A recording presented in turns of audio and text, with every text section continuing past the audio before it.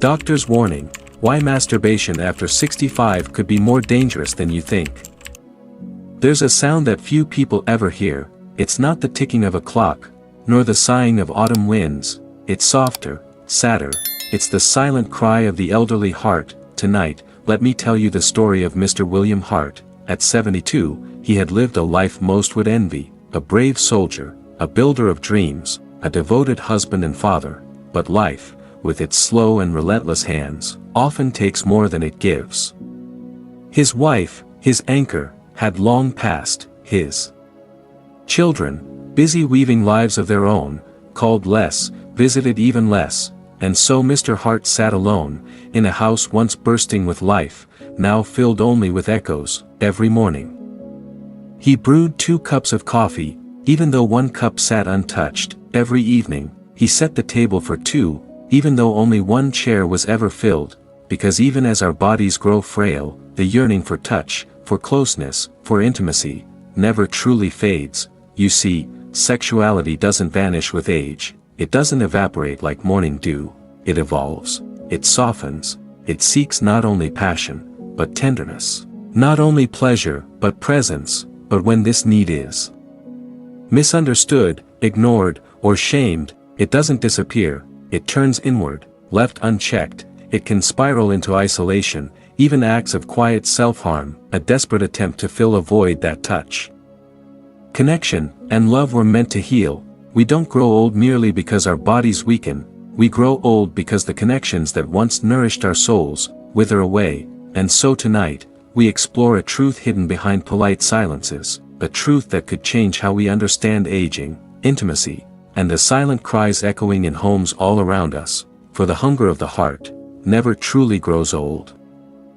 If the heart's hunger never fades, then what is it, exactly, that we are so desperately craving as the years slip by? It's easy to believe that intimacy belongs only to the young, that touch, desire, closeness, these are fires meant only for the early seasons of life.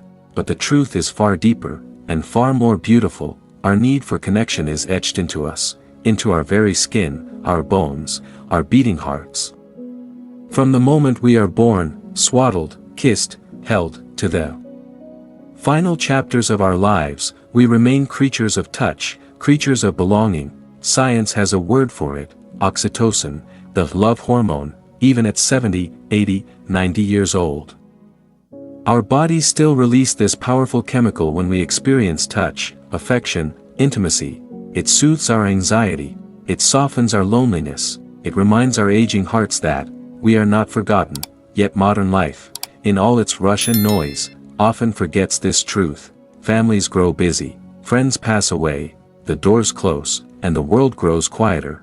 And when real connection fades, many seniors turn inward, seeking comfort in the only place left, themselves. It's not about shame, it's not about guilt, it's about survival. Because when the heart is starved for warmth, it will reach, even if only for the echo of what once was. But what happens when this search for comfort begins to harm the very body it was meant to soothe?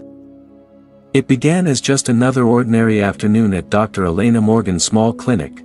The waiting room smelled faintly of old paper and liniment, rain tapped softly against the windows, and in the corner, Mr. Hart, now 73, sat with a trembling hand clutching his chest. He smiled politely when called, said it was just a little heartburn, nothing worth worrying over. But when Dr. Morgan ran her tests, she found something far more troubling: severe fluctuations in blood pressure, signs of cardiac stress, microvascular strain, hidden beneath a calm exterior, all without the obvious triggers of exertion or illness. At first, Dr. Morgan was puzzled. Mr. Hart lived alone, no heavy lifting, no recent accidents, just a man, aging quietly, until a gentle, respectful conversation revealed the truth. In his loneliness, Mr. Hart had turned to self-comfort, sometimes several times a day. At first, it soothed him, helped him sleep, gave him a fleeting sense of connection. But over time, it became a compulsion, an emotional crutch, a desperate attempt to fill the endless, aching void, the repeated strain on his aging cardiovascular system, the sharp blood pressure spikes, the emotional crashes afterward, all began to quietly erode his health.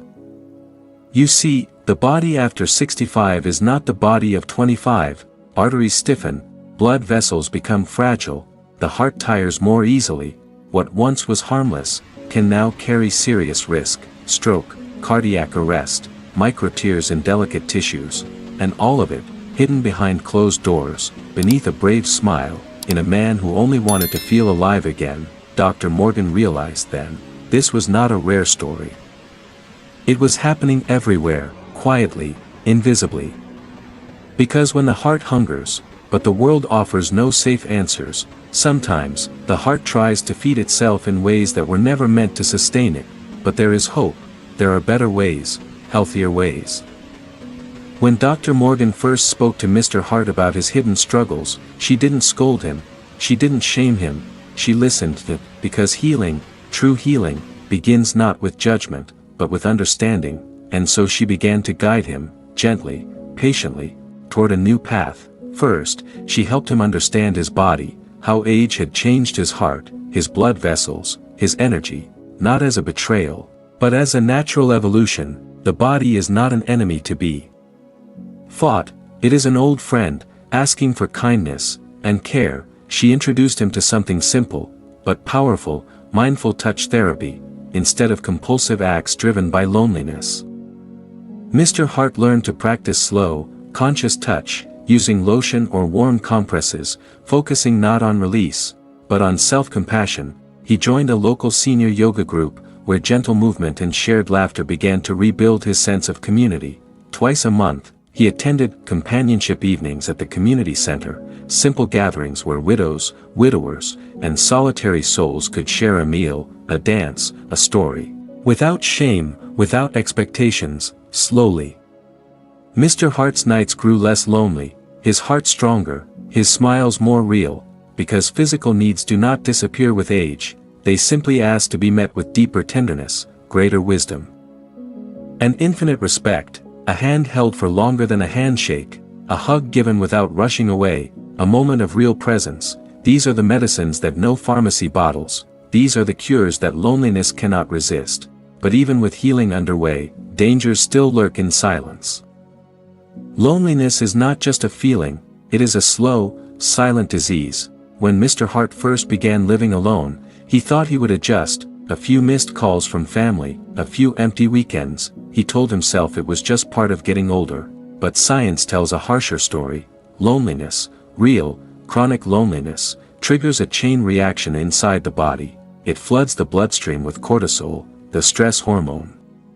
It weakens the immune system, leaving the body exposed to infections. It hardens the arteries, raising blood pressure quietly, day after day. Studies have shown that seniors who live in deep isolation have a 26% higher risk of early death. Even when accounting for existing health conditions, it attacks the heart, it clouds the mind, it darkens the soul, because the human body was never designed to survive alone. From the first cry of a newborn reaching for a mother's arms, to the last sigh of an elder yearning for one more shared moment, connection is not optional, it is life itself. Mr. Hart didn't notice it at first, a few extra naps during the day, less appetite, forgetting why he walked into a room. Then came the illnesses, chest infections, muscle pains that wouldn't heal, the slow crumbling of a once strong man, not because he aged, but because he aged alone. The body, without love, begins to believe there is no longer a reason to fight, cells grow tired, blood runs slower, hope, that unseen medicine, drains away, but it doesn't have to be this way.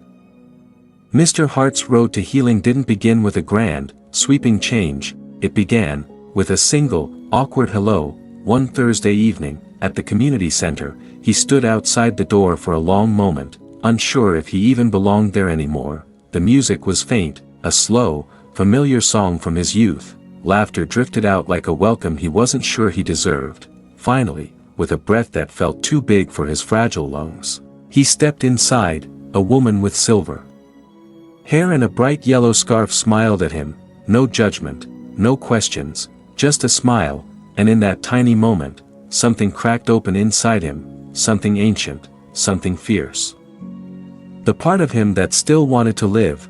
From that evening forward, Mr. Hart made a silent promise to himself, one connection each day, just one. Some days it was a wave to the mail carrier, some days a short chat with the grocery store clerk, other days it was harder, a deep conversation with an old friend, a letter written but not yet sent. At first, it seemed too small to matter, but life is made of small things. 1,000 tiny stitches that hold the heart together. When everything else feels like it's falling apart, week by week, Mr. Hart's body began to change, his blood pressure steadied, his appetite returned, his nights grew quieter. Not from emptiness, but from peace. He laughed more easily, he stood a little taller, because the greatest medicine was never found in a bottle, it was found in the outstretched hand of another soul, in the knowing glance of someone who sees you, in the touch on the shoulder that says, you are still here, you are still needed. The path back to life, back to health, back to meaning, is not paved in grand victories. It is built, quietly, lovingly, one small connection at a time, and so, as we move toward our final reflection, let us remember, age does not diminish the need for love, it deepens it. In the end, Mr. Hart didn't need a miracle, he needed a smile, a touch, a place to belong. He needed to be reminded that even as hair grays and bodies slow, the human heart still beats with the same fierce longing, to be seen, to be valued, to be loved, and perhaps, so do we all. We do not grow old because the years pass, we grow old when the threads that connect us to each other fray and snap, but the beauty is, it's never too late to weave them back together. Maybe it starts with a phone call to an old friend, a conversation with a neighbor, a smile given freely at the grocery store. Maybe it starts with you, if this story touched something inside you. If you believe that no one should age in silence, then join us, like this video to help spread awareness, leave a comment, share your thoughts, your stories, your wisdom, and don't forget to subscribe, so together, we can build a community where no voice, no heart, ever goes unheard again. You are part of this circle now, a circle of wisdom, healing, and hope, because in the end, it is not youth that makes life beautiful, it is love. It is connection, it is the courage to reach out, even when the world forgets. Thank you for being here, thank you for remembering, and until we meet again, keep the light burning.